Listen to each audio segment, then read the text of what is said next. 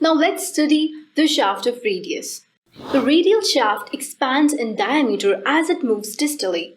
It is thickest where it meets the interosseous membrane. Much like ulna, it is triangular in shape with 3 borders and 3 surfaces. Let's talk about the borders first. It has 3 borders.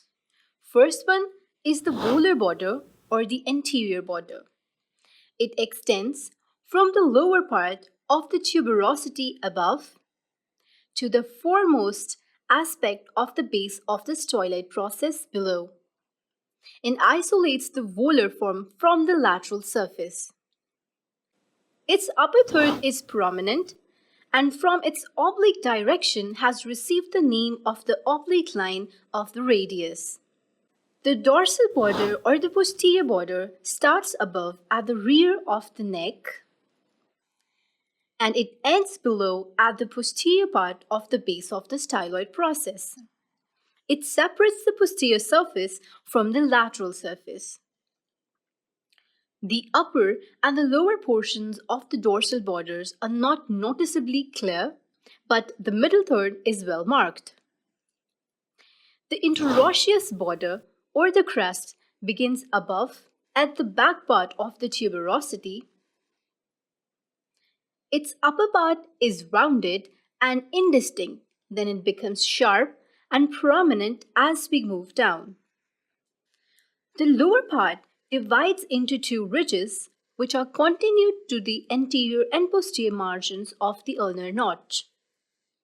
This crest separates the volar from the dorsal surface and then gives attachment to the interosseous membrane. The association between the 2 bones is really a joint alluded to as the syndesmosis joint. Now, if you look at the surface of the radius bone, just like borders, it has 3 surfaces: volar, dorsal, and the lateral surface.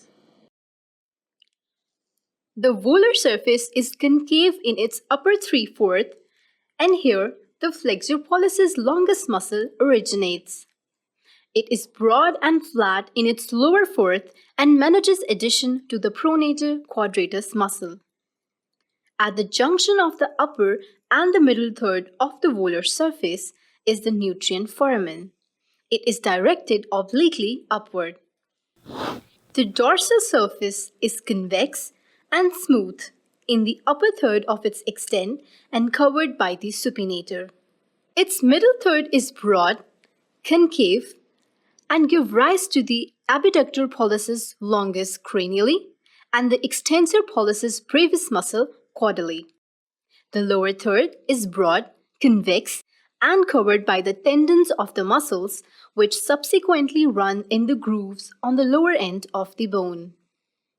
The last surface is the lateral surface or the external surface, which is convex throughout its entire extent and is known as the convexity of the radius. The upper third of this surface gives the insertion of the supinator muscle. About its middle is a rough ridge for the insertion of another muscle which is pronator teres muscle. The lower part is narrow and covered by the tendons of the abductor pollicis longus muscle and extensor pollicis brevis muscle.